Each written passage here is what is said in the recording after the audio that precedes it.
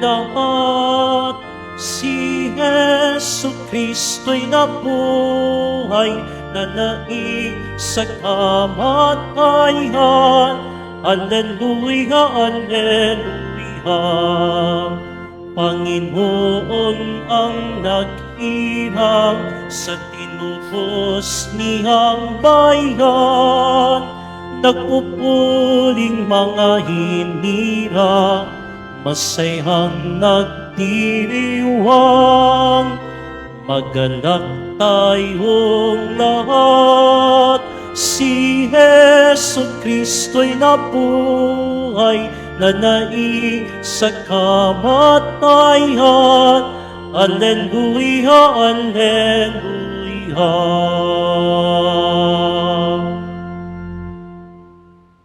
Sa ngalan ng Ama at ng Anak at ng Espiritu Santo, Amen. ang pagpapala ng ating Panginoong Jesucristo, ang pag-ibig ng Diyos Ama, at ang pagkakaisa ng Espiritu Santo naway sumainyong lahat. At sumaiyo rin. Mga kapatid, nasa Sabado tayo ng ikalima na linggo ng pagkabuhay muli ng Panginoon.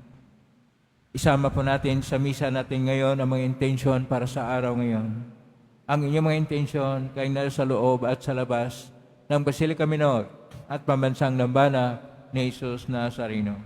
Ang mga intensyon naman nakiisa sa atin, sumita ng live streaming through Facebook Live, YouTube, X, Instagram, TikTok, TV Maria, at iba pang social media dito sa ating bansa at iba't ibang dako ng mundo.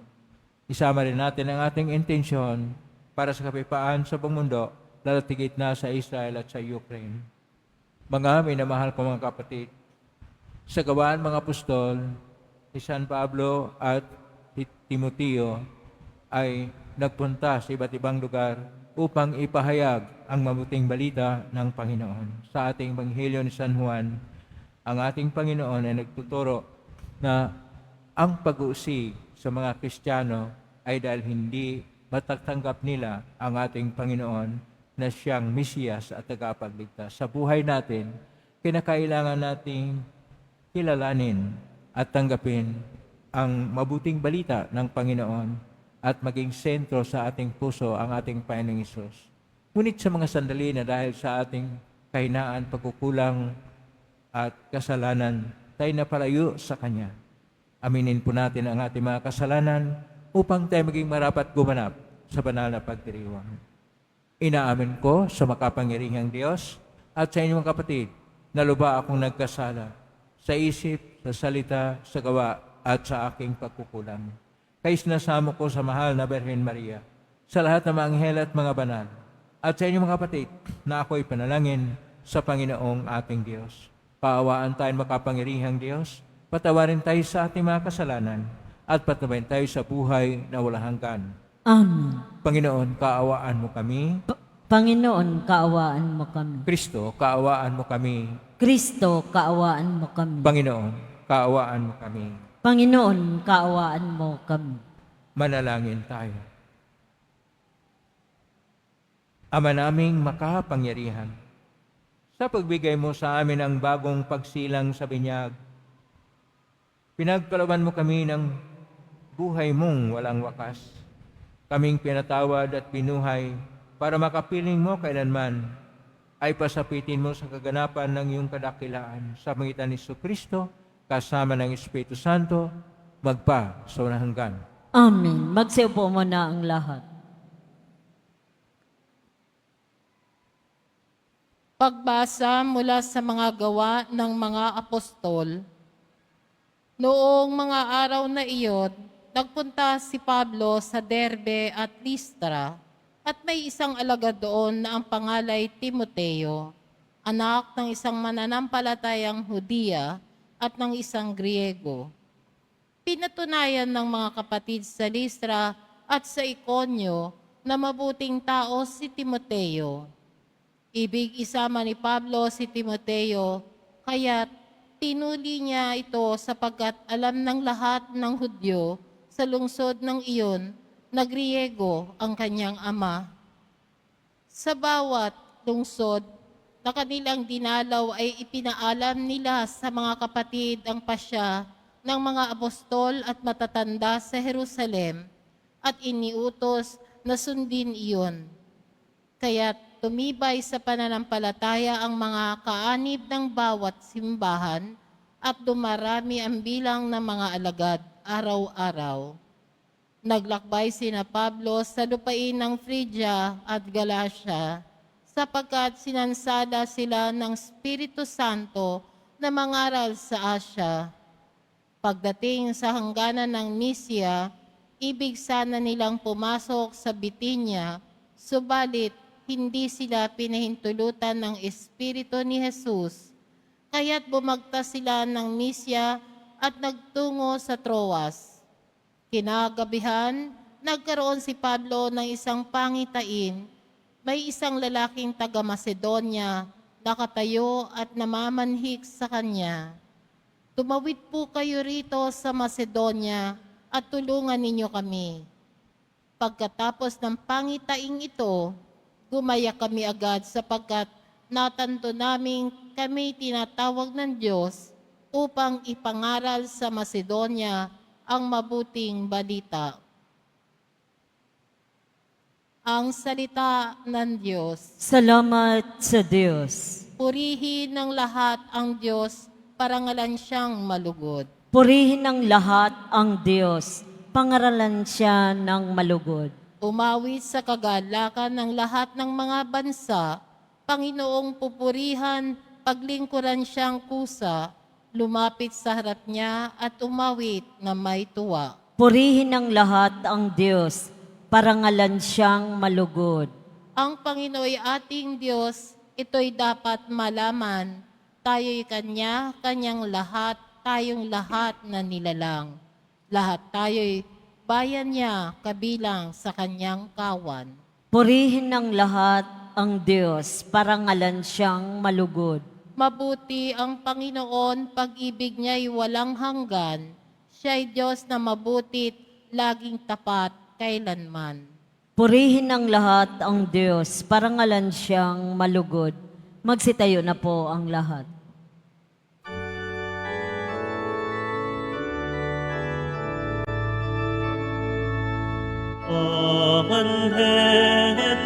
Alleluia, Alleluia, Alleluia,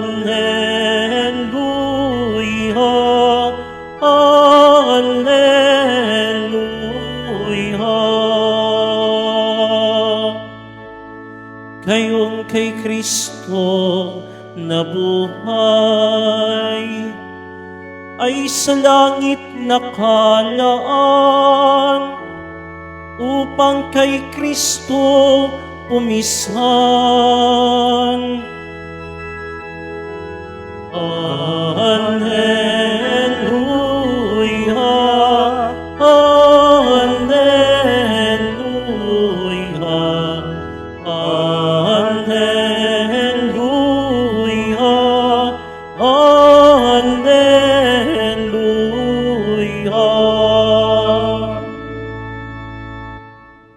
Sumainyo ang Panginoon. At sumaiyo rin. Ang mabuting balita ng Panginoon ayon kay San Juan. Papuri sa iyo, Panginoon. Noong panahon yon, sinabi ni Jesus sa kanyang mga alagad, kung napupuot sa inyo ang sanlibutan, dapat ninyong malamang napuot na ito sa akin bago sa inyo. Kung kayo nga'y sa sanlibutan, ibigin kayo nito bilang Kanya. Ngunit yamang hindi kayo sa sanlibutan, kundi pinili ko kayo mula dito. Ito'y napupuot sa inyo. Alalahanin ninyo ang sinabi ko sa inyo, walang aliping higit kaysa Kanyang Panginoon. Kung ako'y inusig nila, uusigin din nila kayo. Kung tinupad nila ang aking salita, tutuparin din nila ang salita ninyo.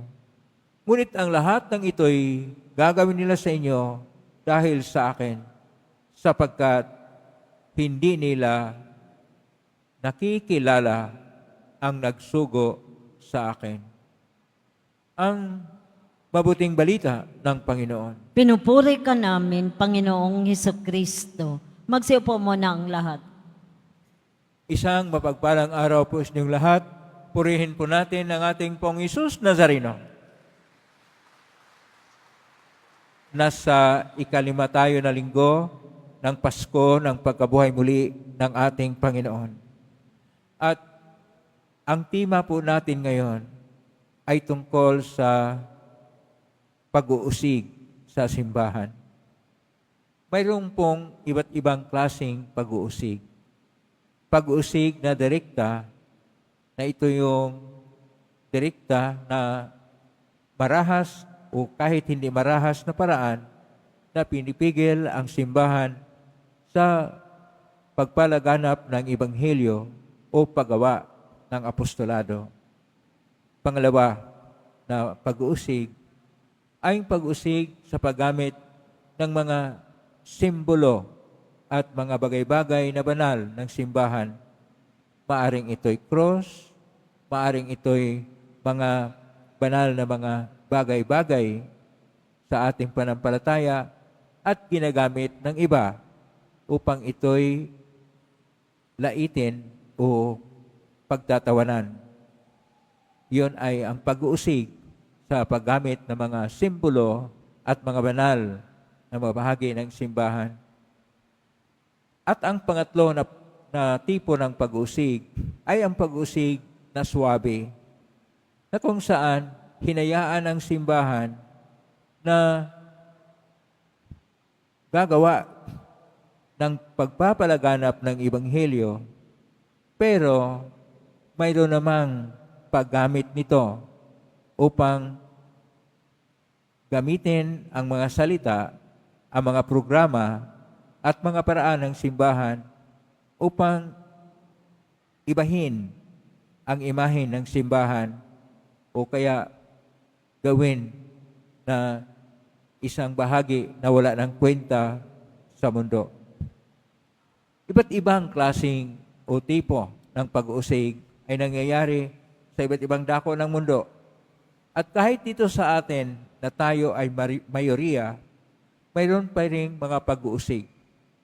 Kuminsan, ang ating mga debosyon, o dili kaya ang tinatawag nating gawain ng ating simbahan ay kinikritika o ginawang bagay-bagay na pagtatawanan either sa mga usap-usapan, sa mga kwento-kwento na sa daan o kahit saan, o maaring i-post nila sa social media.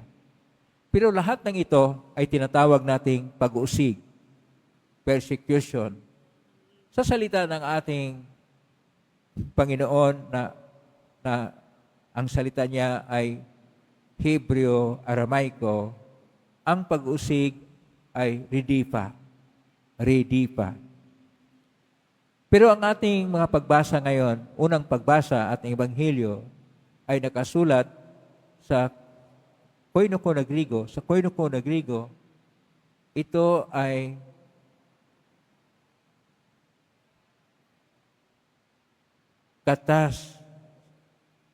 katadyuksi, katasyudox. Ay itong ginawa naman sa Latin na persecutio. Sa atin, pag-uusig, o sa English, persecution, na kung saan hindi nakita nila ang halaga ng mga bagay tungkol sa doktrina, tungkol sa simbahan, tungkol sa apostolado o gawain natin, o tungkol sa mga panalangin. Kuminsan, hinayaan natin ito. At ang lahat ng mga apps kuminsan sa mga computer games na marahas, o dili kaya kung titingnan ninyo, may mga simbolo na inilagay sa mga iba't ibang mga karakter. At mag-iingat kayo, kuminsan, either nakalagay doon ang cross o iba pang mga simbolo ng ating pananalig at pampalataya. Laro kayo ng laro, ang inyo palang kinukontra ay ang mga bagay-bagay sa simbahan. Kaya kailangan na maingat kayo at magkaroon ng isang masugid na pamaraan na lahat ng mga computer games, anuman ang apps sa cellphone, ay pag-ingatan ng maigi dahil mayroong pag-uusig sa iba't ibang paraan sa simbahan. Kung minsan, pinagtawanan natin ang mga kung ano namang nakakatawa na ginagawa sa either TikTok or doon sa mga palabas sa Facebook at iba pa.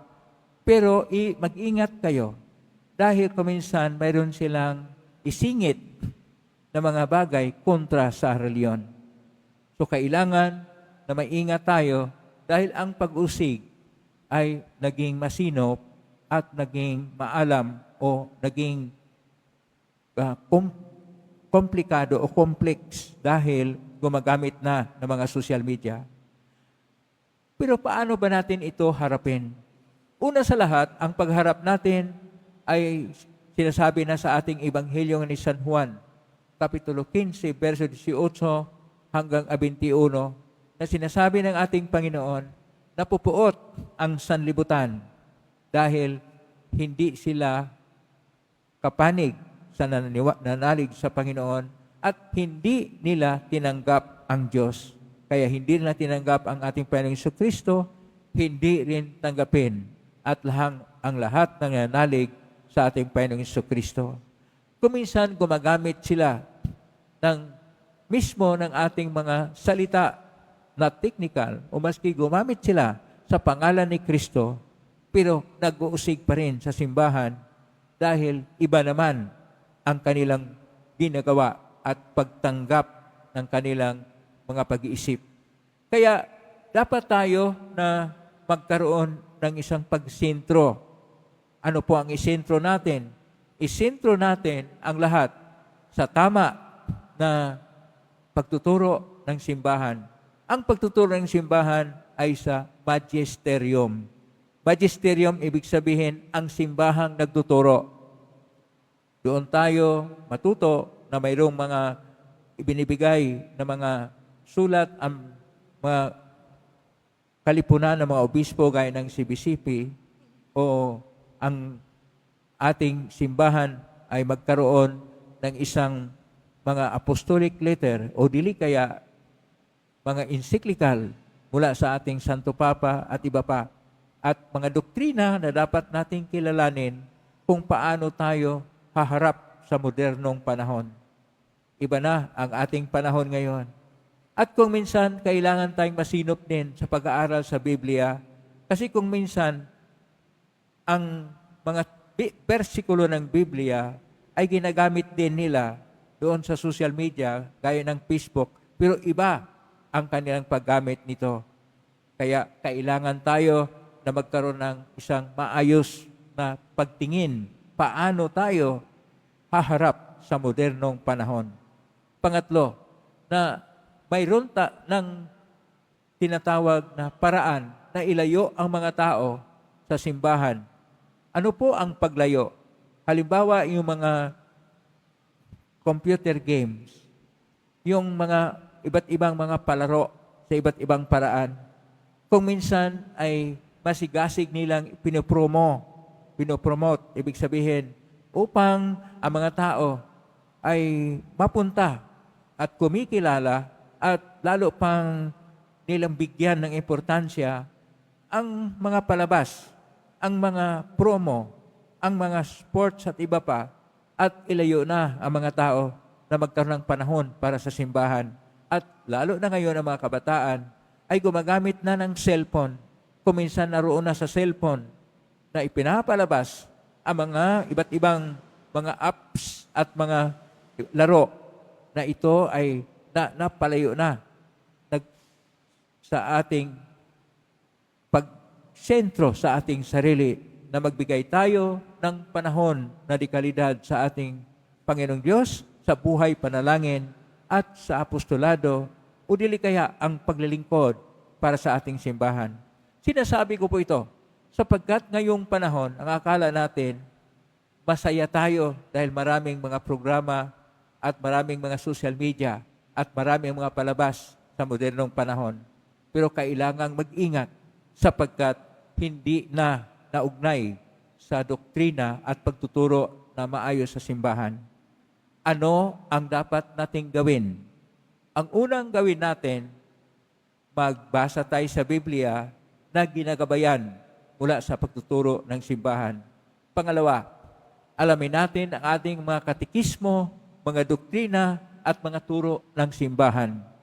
At ito ay makukuha natin maski sa Facebook, maski sa internet, makukuha na rin natin yan. At kung anong ang site, EWTN o dili kaya sa Vatican, naroon na po lahat, makukuha ninyo ang itong mga sinasabi ko, mga doktrina. Ang kailangan natin, ginagamit nila ang media sa pag-uusig sa atin, gamitin natin ang media para sa pagpalalim ng ating kaalaman sa ating pananalig. Pangalawa, kailangan tayong laging mulat, laging may masusi o masugid na pagtingin sa lahat ng pangyayari at lahat ng mga sinasabi, lahat ng mga na-broadcast o kaya na-print na sa iba't ibang klaseng media, maaari mang cyber media, upang tayo ay magkaroon ng tunay na pagtingin paano tayo maging maugnay ng malaliman sa ating Panginoon. At pangatlo, buhayin natin ang ating panampalataya sa sarili. Walang makakuha sa ating pananalig o sa ating panampalataya sa sarili kapag ito'y ating pinatatag. Kapag ang kalaban sa labas ay atin pong hayaan sa kanilang kapangyarihan at sa kanilang yaman ay ginagamit nila ang lahat, hayaan rin natin ang Espiritu ng Diyos na siyang magpapalakas sa ating loob, na siyang magtuturo sa atin, na siyang magbigay ng malalim na ugnayan sa atin, sa ating pananalig sa Diyos, sa ating pagpapasigla sa ating buhay panalangin. Ang Espiritu na siyang gagabay sa atin, ang Espiritu na siyang maging liwanag sa atin upang lalo tayong magiging tunay na tagapagsaksi at anumang klaseng pag-usig sa modernong panahon ay atin pong maharap, atin pong maigpawan at atin pong matagumpayan ang lahat ng tukso ng demonyo o ng diablo o ng mundo. Dahil tayo ay nananalig ng tunay. Ulitin ko po, ang personal na pagpapaunlad sa ating panampalataya ay ang pinakamahalaga. At sa bandang huli, huwag tayong lalayo sa Diyos. Huhugot tayo ng lakas sa ating Panginoong Hesus Nazareno. Hindi tayo pababayaan ng Diyos. Anuman ang mga pagsubok sa buhay, anuman ang mga pag-uusig at kung ano mga kahirapan na pinagdaanan natin, nariyan ang Diyos na siyang ating lakas, nang siyang ating liwanag, nang siyang ating gabay, sapagkat hindi tayo pababayaan ng Diyos dahil mahal na mahal tayo ng Diyos. Amen? Purihin natin ang Diyos. Magsitayo na po ang lahat.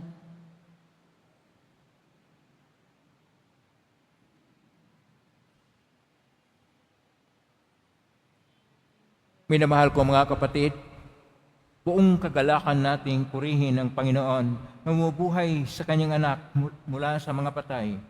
At dahil dito ay nakatiyak tayo ng buhay na walang hanggan. Hilingin natin ang tulong ng Panginoon sa mga panahon ng pagsubok at atin pong itutugon. Ama, panatilihin mo kami sa iyong pag-ibig. Ama, panatilihin mo kami sa iyong pag-ibig. Ang ating mga pastor, lalo na ang Santo Papa at mga obispo, naway patuloy tayong busugin sa mabubuting aral. Manalangin tayo. Ama, panatilihin mo kami sa iyong pag-ibig. Ang mga inuusig dahil sa kanilang pananampalataya kay Hesukristo, naway patuloy na palakasin ng kapangyarihang walang maliw. Manalangin tayo. Ama, panatilihin mo kami sa iyong pag-ibig. Tayo naway makatagpo ng kagalakan sa ating pananampalataya kahit sa harap ng mga pagsubok at kasawian. Manalangin tayo. Ama, panatilihin mo kami sa iyong pag-ibig. Ang mga nagdurusa sa buhay na ito, lalo na ang mga may sakit, naway makatagpo ng ginhawa ng kalooban habang pinagninilayan ang inihahandog ni Jesus na buhay na walang hanggan. Manalangin tayo. Ama, panatilihin mo kami sa iyong pag-ibig. Ang mga namayapang tapat sa Panginoon, naway makasalo sa walang hanggang piging sa kaharian ng Diyos. Manalangin tayo. Ama, panatilihin mo kami sa iyong pag-ibig. Sa tahimik, idulog natin sa Panginoon ang ating mga sariling kahilingan.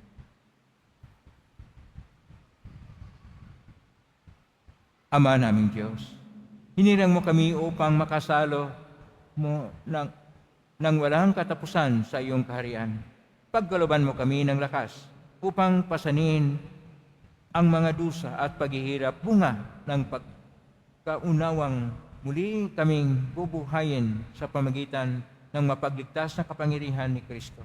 Tingnan namin ito, pamitan ni Kristo na aming Panginoon. Amen. Magsiupo.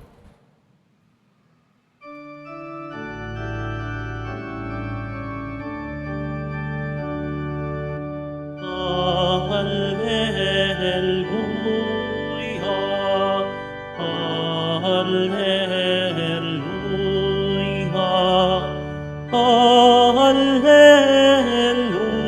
Alleluia, Alleluia, Alleluia, Alleluia.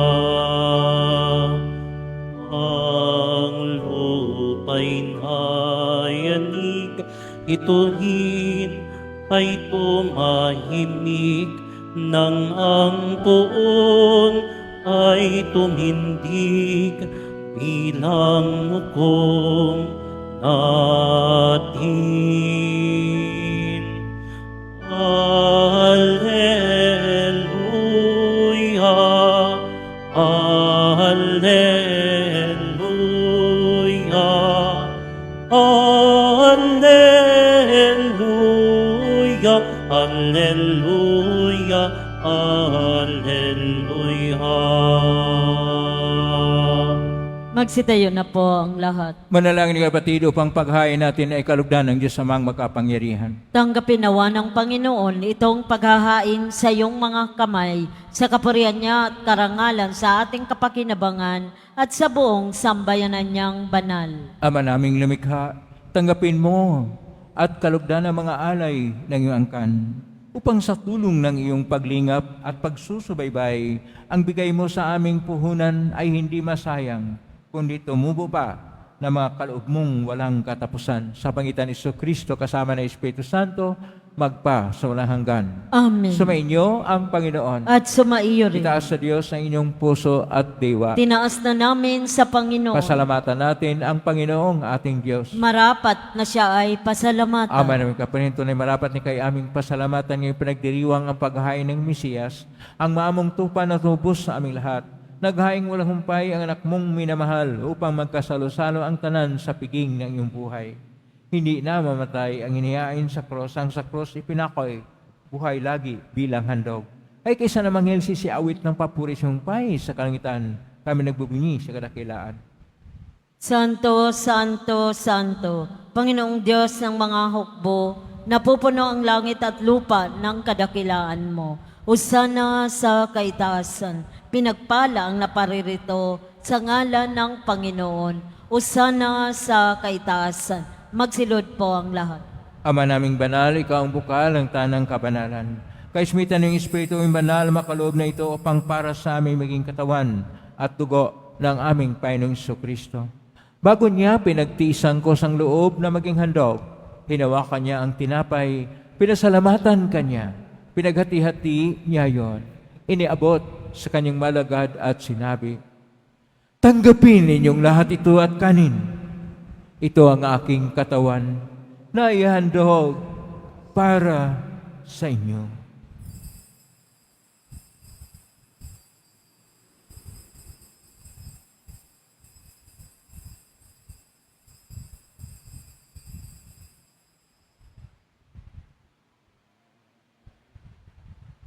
Gayon din naman nung matapos ang hapunan, hinawakan niya ang kalis.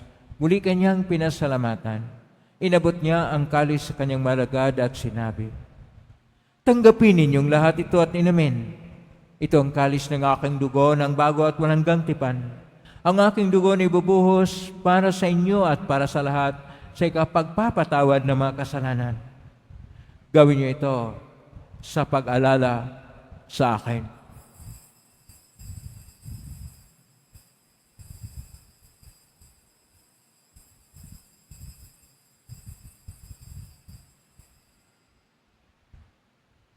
Magsitayo na po ang lahat.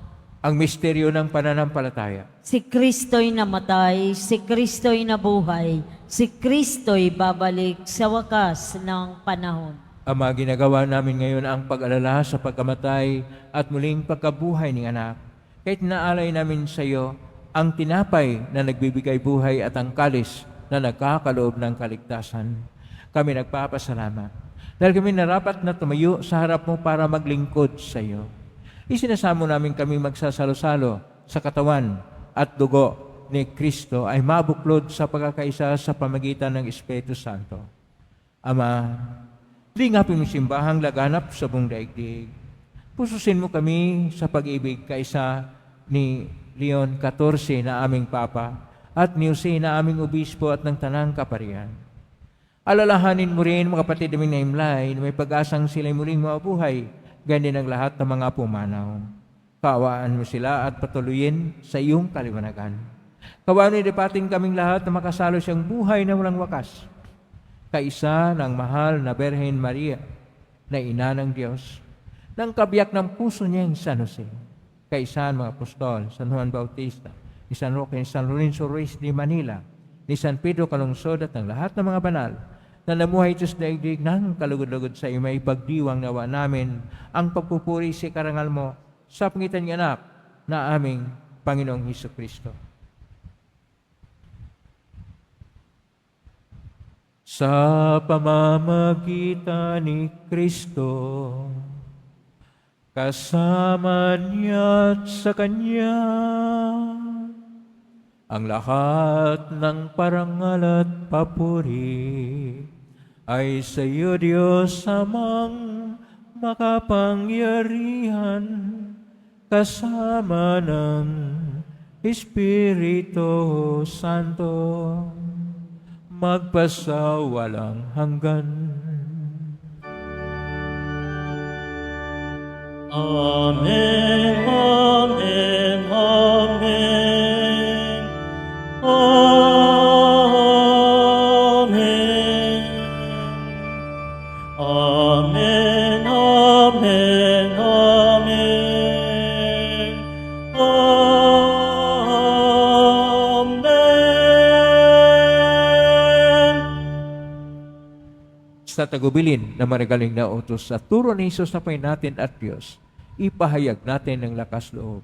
Ama namin, sumasalangit ka, sambahin ang ngalan mo, mapasa amin ang kaharian mo, sundin ang loob mo dito sa lupa para nang sa langit. Bigyan mo kami ngayon ng aming kakanin sa araw-araw, at patawarin mo kami sa aming mga sala, para nang papatawad namin sa nagkakasala sa amin, at huwag mo kaming ipahintulot sa tukso, at iadya mo kami sa lahat ng masama. Hinihiling namin kami iadya sa lahat ng masama, pagkalooban ng kapayapaan araw-araw, iligtas sa kasalanan at sa lahat ng kapahamakan, samantalang aming pinanabikan ng dakilang araw ng pagpapahayag ng tagapagligtas naming si Jesucristo. Sapagkat iyo ang kaharian at ang kapangyarihan at ang kapurihan magpakailanman. Amen. Panginoong Jesucristo, sinabi mo si mga apostol, kapayapaan ang iniiwan ko sa inyo, ang aking kapayapaan na binibigay ko sa inyo. Tunghayan mo ang aming panampalataya at huwag ang aming pagkakasala. Pagkalooban mo kami ng kapayapaan at pagkakaisa ayon siyang kalooban, kasama ng Espiritu Santo, magpa sa walang hanggan. Amen. Ang kapayapaan ng Panginoon ay laging sumainyo. At sumaiyo rin. Magbigay kayo ng kapayapaan sa isa't isa. Kapayapaan. Peace be with you. Kordero ng Diyos na nag-aalis ng mga kasalanan ng sanlibutan, maawa ka sa amin. Kordero ng Diyos na nag-aalis ng mga kasalanan ng sanlibutan, maawa ka sa amin. Kordero ng Diyos na nag-aalis ng mga kasalanan ng sanlibutan, pagkaloob mo sa amin ang kapayapaan. Magsilod po ang lahat. Ito ang kordero ng Diyos. Ito ang nag-aalis na makasalanan ng sanlibutan. Mapalad ang mga inaanyayahan sa piging ng kordero. Panginoon, hindi ako karapat-dapat na magpatuloy sa iyo, ngunit sa isang salita mo lamang ay gagaling na ako. Pagsunod ka.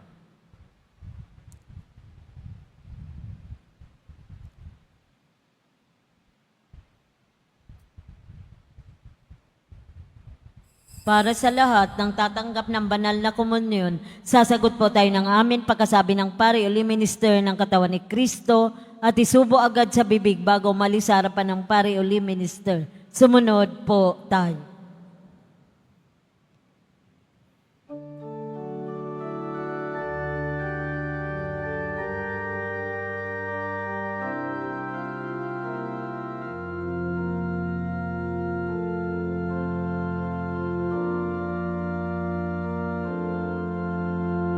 Si Kristo'y inialay na,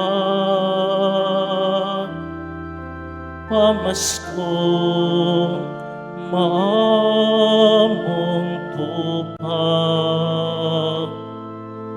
Magsalo tayong masaya sa tinapay na pamista, bago't wakas. Hallelujah.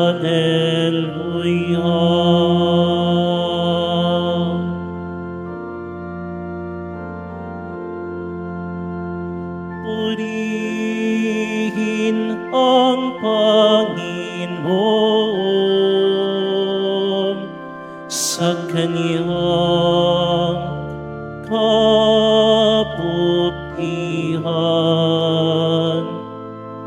Pag-ibig niya'y tunay, laging tapat kailanman. Si Kristo'y inihain na,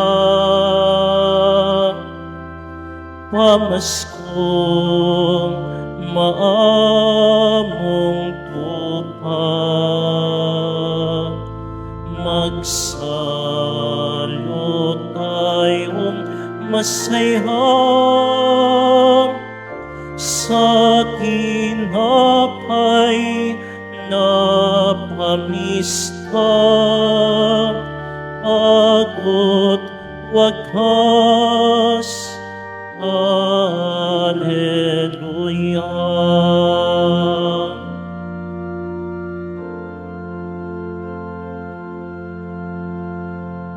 Ang taga-Israel, bayang sabit kanilang ihayhag. Pag-ibig niya'y tunay, laging tapat kailanman. Si Kristo'y inialay na, pamaskong maamong tupad. Magsalo tayong masayhan sa tinapay na pamis ka, bago't wagas. Hallelujah.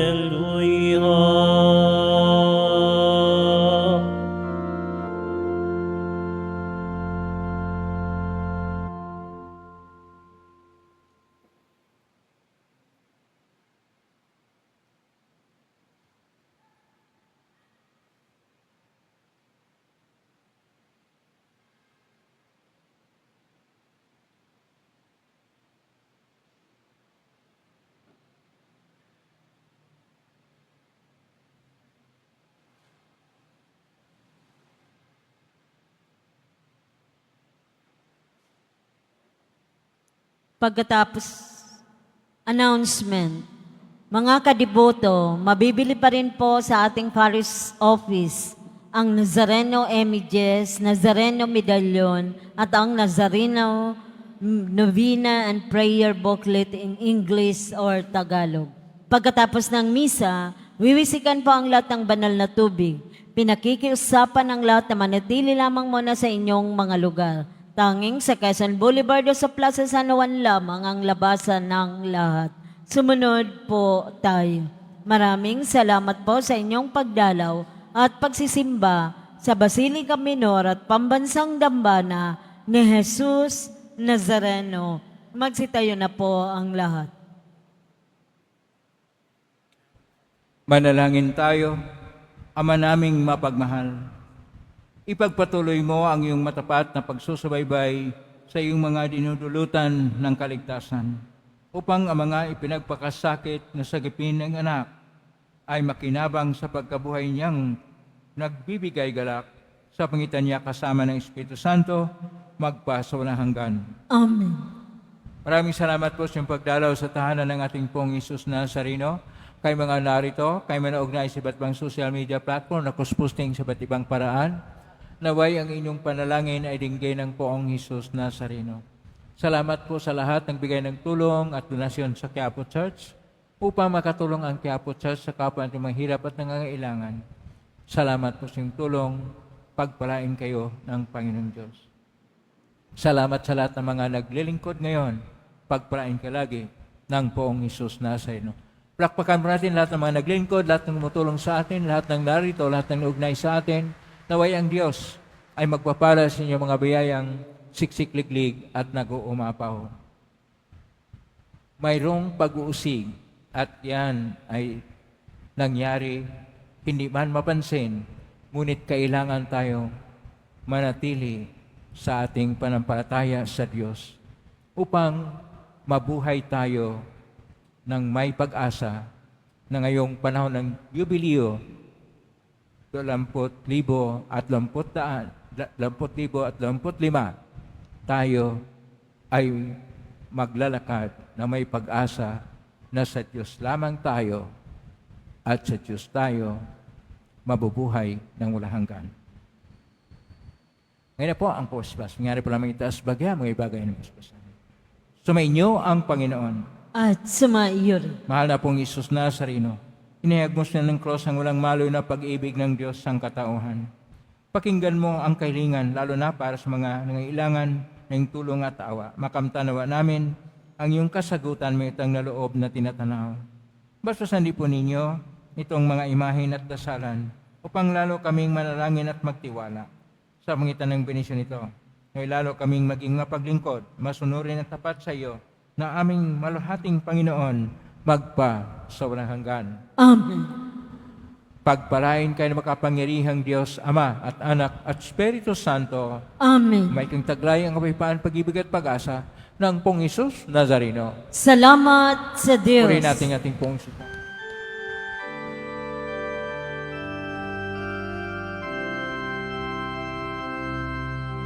Padre Jesus Nazareno, sinasamba ka namin, pinipinto ka namin, aral mo ang aming buhay at kaligtasan. Nuestro Padre Jesus Nazareno, iligtas mo kami sa kasalanan. Ang krus mong kinamatayan ay sagisag ng aming kaligtasan. Nuestro Padre Jesus Nazareno, dinarangan ka namin. Nuestro Padre Jesus Nazareno, nilulwalhati ka namin. Nuestro Padre Jesus Nazareno, dinarangan ka namin. Nuestro Padre Jesus Nazareno, nilulwalhati ka namin.